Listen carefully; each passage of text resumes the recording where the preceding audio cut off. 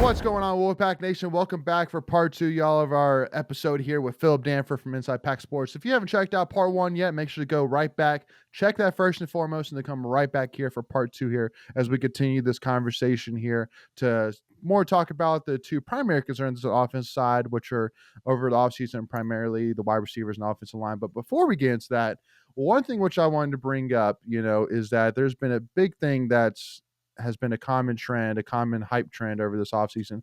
I just cannot buy into, and that's Florida State. For me, Florida State to me, I mean, there's no doubt about it. You look at the papers, you look at, the depth charts, the rosters, everything, like there's no doubt they have a great team, bringing back Jordan Travis, bringing back a good amount of the production from last year, having one of the top, transfer portal classes, having a great freshman recruiting class. I mean, they have everything. I mean, they have all the guys in the world.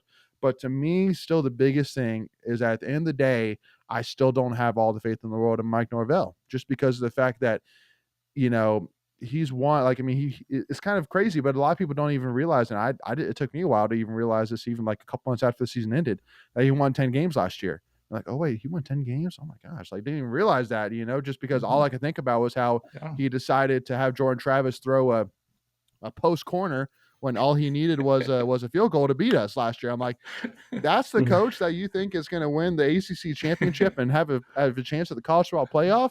Like, this is still a guy who came from Memphis, which, he did well at Memphis, but it was Memphis. And this is a guy who just 2 years ago was on the hot seat that, I mean, dude, this guy was about to get fired. And then he falls into a great quarterback in Jordan Travis. And then I think that, he did finally what I thought should have been very easy for the coach, who preceded him, which is, I mean, you're at Florida State. Just go